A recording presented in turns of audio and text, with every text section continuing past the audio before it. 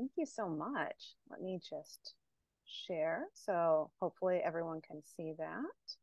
And we'll go ahead and get started. A little bit about me. So I have almost 20 years teaching experience. Primarily, this is in continuing education, so non-credit courses, but also for the history department, and those are credit courses, where I've designed and taught over 30 distinct courses on ancient Egypt, ancient Southwest Asia, the Mediterranean world, languages, etc. So I am continually thinking about how best to connect to the student body to present this kind of information.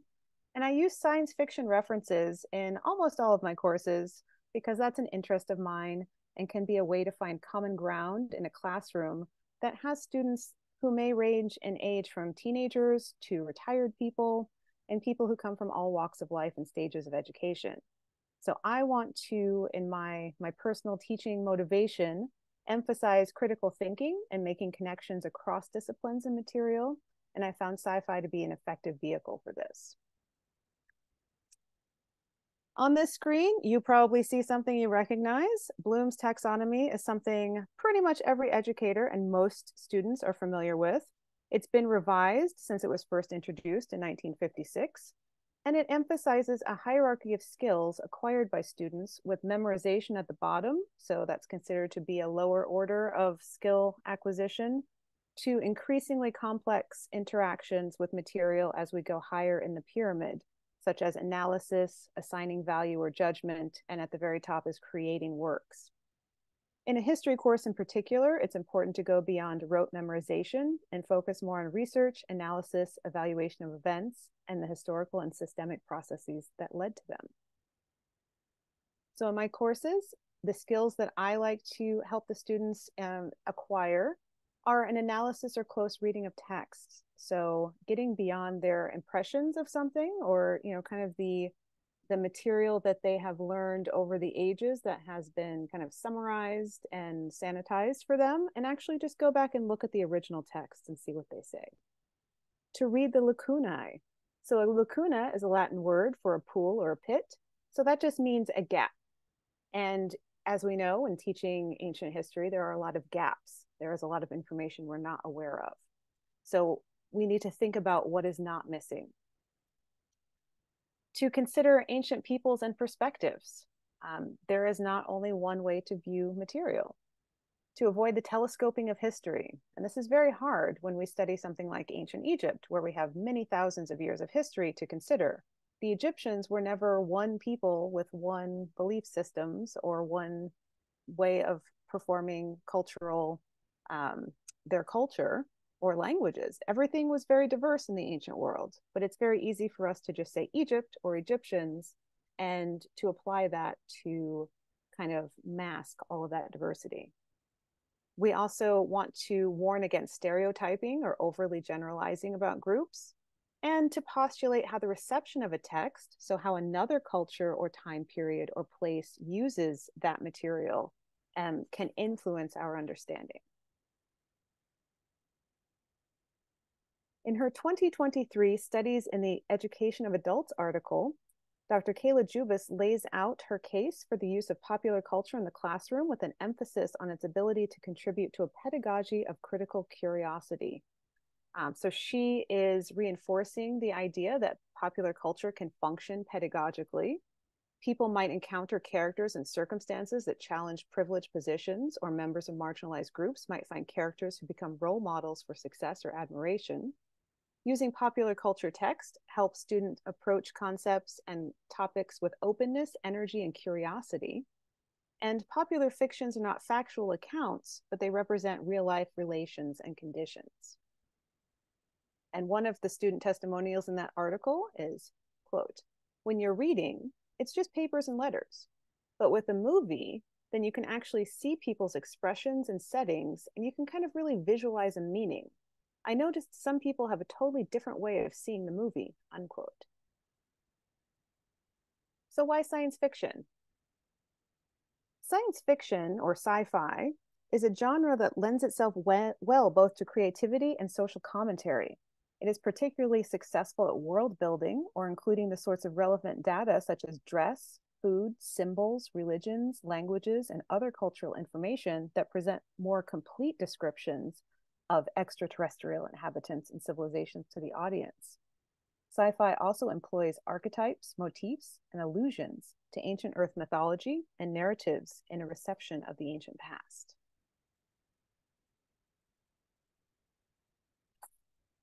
Sci-fi is also successful at encouraging the audience to consider the issue of perspective and that there are many sides to the same story.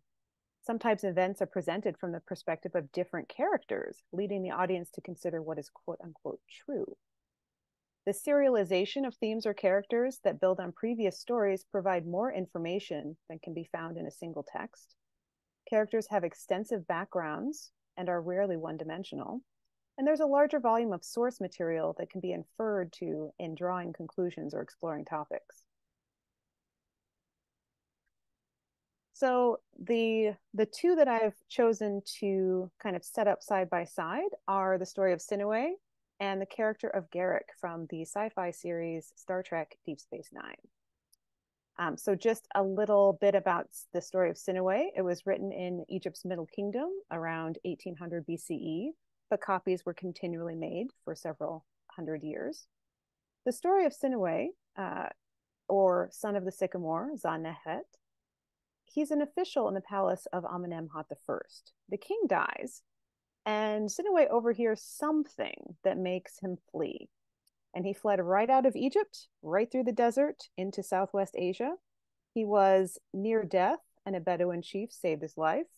He later adopted tribal ways and lived among the people, even marrying into the tribe.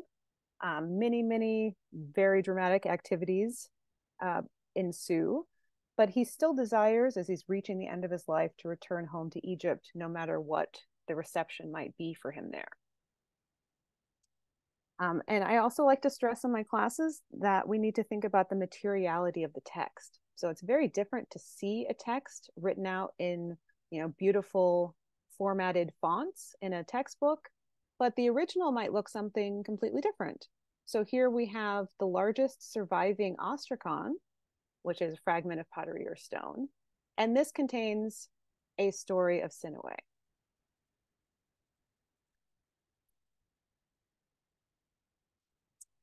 We can also discuss the different scripts that the ancient Egyptians used with the students so that they are aware that it's not only hieroglyphs.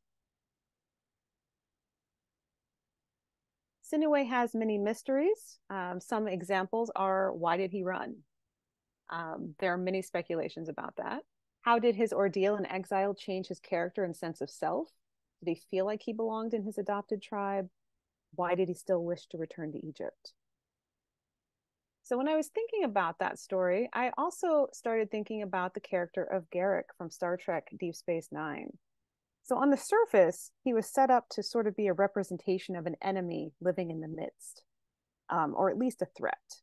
But as his story unfolds over the course of 7 seasons, the audience is left with more questions like answers. So our impressions of who he is and the content of his character change with every on-screen appearance. So a little background about the show, if you're not familiar. This ran from 1993 to 1999. It was the 3rd major Star Trek series on television. And there are really 3 major players. So we have Starfleet, or the Federation. That's on the right part of the slide here. Those are sort of the heroes, quote unquote. That's the perspective that the Star Trek shows are shown from. But we also have 2 other cultures that are at war with each other. We have Bajor and we have Cardassia. So Cardassia, which is Garak is a representation of Cardassia. He is a Cardassian. They are warlike, aggressive, and xenophobic with a rigid hierarchical structure, and they brutally occupied Bajor for half a century. The Bajorans are known as a religious, peaceful people who are well known in arts, and were forced to form resistance cells to fight this 50-year occupation, to try to gain their freedom back from Cardassia. And so one man's freedom fighter is another person's terrorist. And the title came from this show. So Garak has a quote, "Indulging in fantasy keeps the mind creative." So this entire show, we're very unsure about who Garak is and what his motivations are. He's played masterfully by Andrew Robinson. He's in exile on the space station, Deep Space Nine, as an unpleasant reminder of who built the station in the first place that the Federation now co-administers with Bajor. So originally the Cardassians built it, the Federation and the Bajorans are now taking it over. He's there, the only Cardassian, living among people who are meant to hate him, and yet he still tries to befriend, in particular, Dr. Julian Bashir. But there's always this suspicion about his motivations and if he can be trusted. I thought there were many similarities in the kinds of questions we can ask about even who is Garak? Why was he exiled? Did his exile change his character and sense of self? Did he feel like he belonged on the space station? And why, after being exiled and outcast by his own people, did he still wish to return to Cardassia? So we can use this in a few different ways, and I pulled out just four different themes that students can explore by looking at both of these side by side: place, identity, loneliness, and nostalgia. So for the next few slides, I've just pulled a couple different quotes from each that can start to get a discussion going, to get students thinking critically, and also to relate to how they might approach a similar situation if it occurred in their lives. So Sinuhe says, "What can be more important than joining my dead body to the land where I was born?" And for Garak, another character says, "A life in exile is no life at all." So when reading the text of Sinuhe or when watching the episodes in which Garak appears, we can see how the importance of place, both where they are and where they are not, influence their decisions and their choices. For identity, in Sinuhe, he said to me, the Bedouin chief, "You will be well with me, for you will hear the speech of Egypt." He said this for he knew my reputation. He had heard of my intelligence, for the people of Egypt who were there with him bore witness to me. And for Garak, there's this nice little interplay between him and Dr. Bashir, where Dr. Bashir says, "If you're not a spy, maybe you're an outcast." Garak replies, "Or maybe I'm an outcast spy." Bashir, "How can you be both?" Garak, "I never said I was either." So there is a question of identity in both of these characters. And with the information we're given, we can start a conversation about who they are and how they change. Loneliness. In Sinuhe, "The messenger who came north and went south to the capital stayed with me, and I made all Egyptians stay. I gave water to the thirsty man, and I put the wanderer back on the road. I rescued the man who was robbed." And in Deep Space Nine, actually the first appearance of Garak, "My name is Garak, Cardassian by birth, obviously, the only one of us left on the station. As a matter of fact, so I do appreciate making new friends whenever I can." So thinking about the effect of exile, whether self-imposed or enforced exile, on the character of a person. And the last example here is nostalgia. In Sinuhe, there is a section where he says, "Oh God, whoever you are, who decreed this flight, may you be merciful, and may you set me in the capital. Perhaps you will let me see the place where my desire lives." And in Deep Space Nine, Garak says, "All during the years of my exile, I imagined what it would be like to come home. My Cardassia is gone." So this sense of place, but also nostalgia for that place. Can you actually ever return after spending a period of time apart? And I think many of us can relate to that in our personal lives, about visiting some place from our childhood or a childhood home, and how it is alike and how it is different. So the last quote that I have here, I'd just like you to think about who is speaking or who is being spoken about. "Let me tell you a story. I once knew a dashing, handsome young man with a promising career. But one day, through no fault of his own, he felt himself exiled and alone with nowhere to turn. But did he give up? No. He struck upon a brilliant plan. Instead of fleeing for the rest of his life, he sought shelter in the one place no one expected him to go, in a stronghold of his people's most hated enemies. There, surrounded by hostile strangers, he built a life, and there, against all odds, against the merciless logic of the universe itself, he thrived.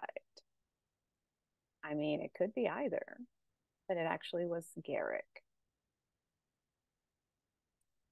So the kinds of outcomes that we're hoping that students are getting from this kind of comparison, we want them to develop new research questions, which actually I did from this exercise myself. So I was thinking that it would be very easy to find a place in Sinuhe where he says that he's lonely, because of course he's an Egyptian, he's been exiled to a different culture, and how all of that interplays with each other. But he really doesn't. He seems to be much more positive about his exile than Garak feels. And while Garak is tolerated on the station, he's not really made to feel welcome, whereas Sinuhe is treated with respect and honor in this foreign land, even allowing him to marry into the family and going to war on behalf of his new home. We can emphasize the relatability of the human experience. We can consider a multiplicity of viewpoints. We can engage more deeply with the subject matter, challenge assumptions or biases, and encourage introspection and an examination of learners' own beliefs, feelings, or impressions of others. So these are just a few of the different thoughts I had when looking at these two side by side, and I think they really fit very well with each other. And for the end, I'd like to give Garak and his friend Dr. Bashir the last final thoughts of this presentation. Garak, I have given you all the answers I'm capable of. Bashir, you've given me answers all right, but they were all different. What I want to know is, out of all the stories you've told me, which ones were true and which ones weren't? Garak, my dear doctor, they're all true. Bashir, even the lies? Garak, especially the lies. Thank you very much. I hope you're encouraged to take a look at Deep Space Nine. It is running in all its entirety of 7 seasons on Paramount Plus if you would like to catch up with Garak and what he's been up to. Thank you. Well, thank you so much, Stacy. That was an excellent presentation. If anybody has any questions, we have time for 1 or 2 if you want to put that in the chat, and I will read that for you. But in the meantime, we have a comment that's a really interesting outcome from comparison, the relative absence of expression of loneliness. Yeah, I actually was really surprised because I think after reading Sinuhe, for years, I assumed that he would be lonely. That's maybe why he would want to go back to Egypt at the end of his life. But it seems like that had more to do with wanting to ensure that he had an Egyptian burial. So another main thing that I got out of sort of this comparison is, well, then does the Egyptian afterlife and Egyptian gods not have territorial rights if the Egyptian is died and is buried somewhere else? So is the real goal, you have to be home, you have to be in Egypt to be buried with Egyptian rights traditionally in order to access that afterlife and join your family members? Just a really interesting thought about like jurisdictions of religious belief, whereas today we don't really have that quite so much. So people have belief systems and they sort of carry that with them wherever they go in the world. Yeah, absolutely. So we do have a couple of questions. Let me see here. So other than the man with his ba, are there many discussions of inner emotional life? Yeah. I think there are. But again, we maybe have to look for them. They maybe are not classified as like a philosophical text necessarily, but I think in most texts you will be able to, with a close reading, pick out some of those threads, which again can lead us to new research questions. Mm-hmm. Absolutely. Um, we have another one. Do you feel there's any discussion or theme of colonialism between Egypt and the place Sinuhe goes, the same way that it's implied with Cardassia and Bajor? Yeah, no, I'm definitely, yeah. The short answer is definitely yes. And again, the story of Sinuhe is, although he's in exile, it's still told from the Egyptian perspective. Whereas on Deep Space Nine with Cardassia, the show is really an ensemble show, but the main lens in which we view it is that of the Federation, which is trying to help broker this peace deal between the two warring factions. And then they just kind of get caught up in the rest of the stuff. Um, yeah. All right. Well, thank you so much. It was a great presentation.